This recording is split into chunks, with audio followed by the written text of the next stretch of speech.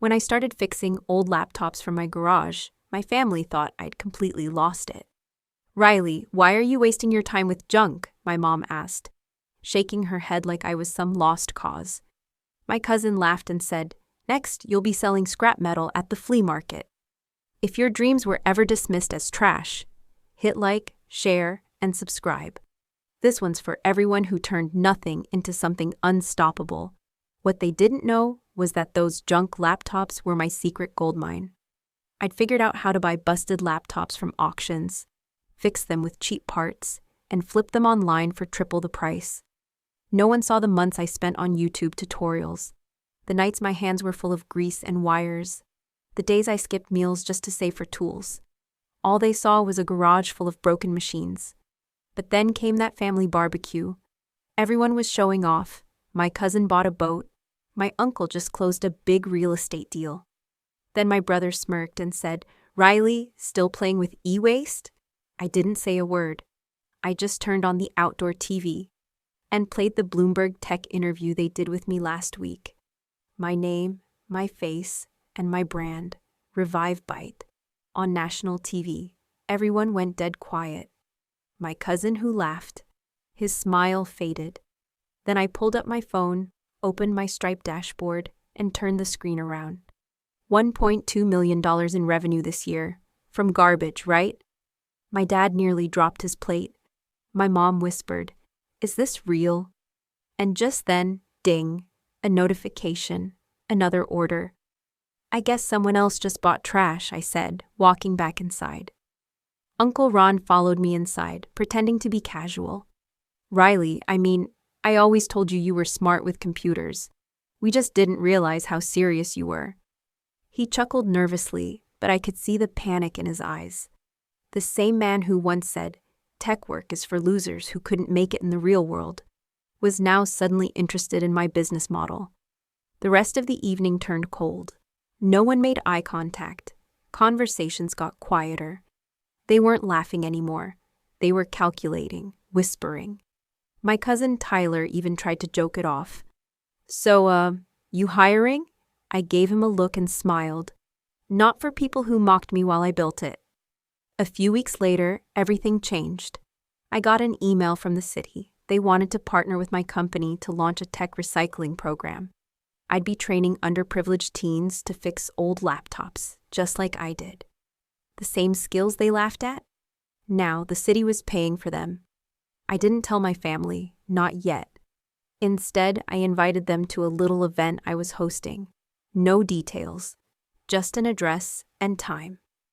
When they arrived, they found themselves walking into a massive warehouse, fully renovated, my logo, Revive Byte, lit in neon on the far wall. Rows of tech benches. My team of 22 employees, busy at work. A giant screen showing our monthly performance. 8,326 devices repaired. 97% resale rate. 127 average profit per unit. A host walked up and greeted them. "Hi, are you Riley's guests? You must be so proud. She's one of our city's youngest tech entrepreneurs." My mother's face turned red. Tyler looked around like he'd stepped into a movie. Then I walked out from behind a workstation, wearing a branded black jacket with my initials on the chest. "You said no one would ever buy junk from a garage," I said, looking right at Brad. He opened his mouth, then shut it. "You said this would never work," I continued, pointing at my uncle. "But it did. And now I've got to deal with Best Buy, 2 government contracts, and schools in 5 states ordering refurbished laptops from us. But hey, I'm still just playing with garbage, right?" I could see it in their eyes, the regret, the jealousy, the confusion. They thought they'd buried me under their laughter. They didn't know I was building under the dirt. And just then, my assistant walked over. "Riley, your 3 p.m. call with Shark Tank's investment team is ready." I turned to them one last time.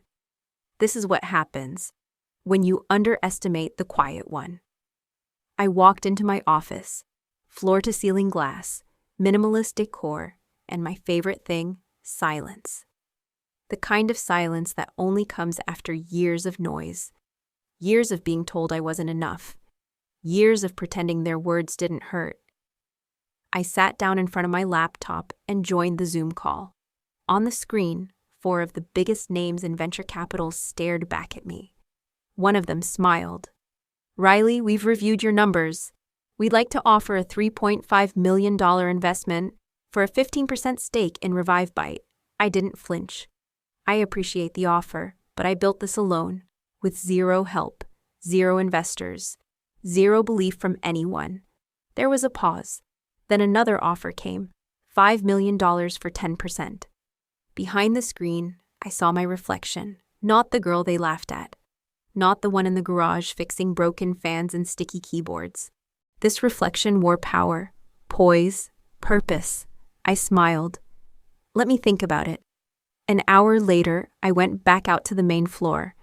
My family was still there, awkwardly wandering around. My dad was pretending to be impressed with the repair stations, but I knew he didn't understand half of what he was looking at. Tyler finally broke the silence. "Riley, we didn't know it would turn into all this. You've really built something incredible." I nodded. "And I did it without any of you." That hit. Aunt Lisa suddenly piped up. "Well, maybe now you can come over to Sunday dinners again. We'd love to hear more about your work." I turned to her slowly. "You know what's funny? When I needed a simple, 'You're doing great,' no one had time. But now that there's money, cameras, and contracts, suddenly everyone wants a seat at my table." They stayed quiet. Good, because I wasn't done. "Oh, and by the way," I added, "remember how you all laughed when I said I didn't need college to be successful?" I pulled out my phone and showed them an article. Headline: "Self-taught tech genius builds $10 million startup without a degree." The byline: Harvard Business Review. Their faces dropped. And just as I was about to say something else, my assistant rushed over again. "Riley, you need to see this. Your story just hit #1 on Reddit. Over 200,000 shares. And Good Morning America is flying in a crew tomorrow morning." I looked back at my family, the same people who once said I'd end up working retail forever. Now they were standing inside a business they didn't believe could exist. I gave them one last smile. Next time you doubt someone chasing something small, remember what small can become. The next morning, I stood outside my warehouse as the Good Morning America crew pulled up in black SUVs. A producer jumped out first, holding a clipboard. "Riley," she said, smiling like she already knew me. "You're trending all over the internet. We can't wait to tell your story." My team had already prepped the space. Everything spotless, stations labeled, a few of our best employees ready to demo a repair live. But even as cameras rolled, my thoughts drifted back to where it all began. The garage, the cracked floor, the second-hand screwdriver set. The cold winters where my fingers would go numb handling busted machines. And I'd wrap my hands in old socks just to keep working. They were about to air the segment nationwide. The reporter turned to me and said, "Riley, what gave you the strength to keep going when no one believed in you?" I looked into the camera. "Rejection," I said, without blinking. "Rejection gave me clarity. Doubt gave me fire. And silence gave me space to build in peace." While they filmed B-roll, I stepped into my private office just for a second to breathe. That's when I noticed something on my desk. An envelope. No stamp, no label. I opened it. Inside was a handwritten note. "Riley, I know we never took you seriously. I know I mocked you more than anyone. But watching you today, I realized I was just afraid. Afraid you'd prove all of us wrong. And you did. I'm sorry. Dad." For a moment, I just stared. He never apologized for anything. Not even when he missed my high school graduation because he had to help Brad move. And now, this, but I didn't cry. Not anymore, because I'd outgrown tears. Instead, I walked back out into the main floor. The crew was wrapping up, but I had one last thing to show them. This section right here, I pointed, leading them to a newly built classroom space with bright lighting and rows of tools, is where we'll be teaching teens how to fix tech, start small repair businesses, and flip their first $100 device. The reporter lit up. Wait, you're not just building a business, you're building a movement? I nodded. I want every kid who's ever been told, that won't work, to know it can. I want them to fail forward, not fall behind. They loved it. The camera crew asked for one final shot, me standing with my team, behind the glowing Revive Bite logo. I stood tall, I smiled, but inside, I was already 10 steps ahead. Because next month, I was launching a YouTube channel teaching others how to start their own tech side hustles.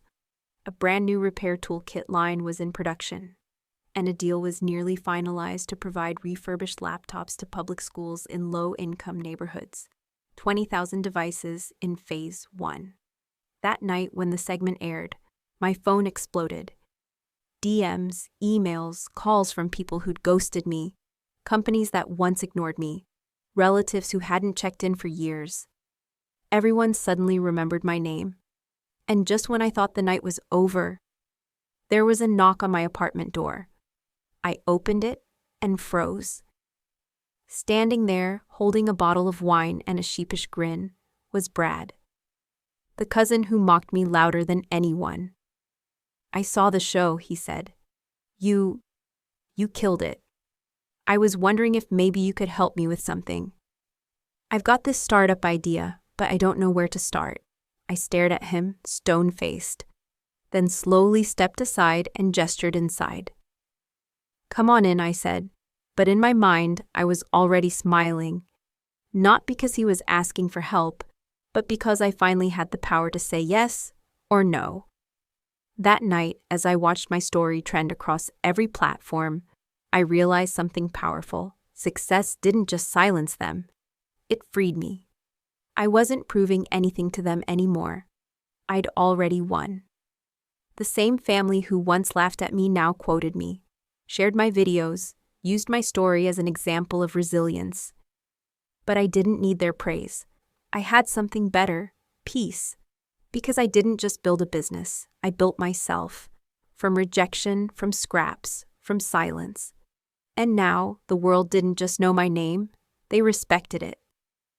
Riley. The girl they doubted. The woman they'll never forget.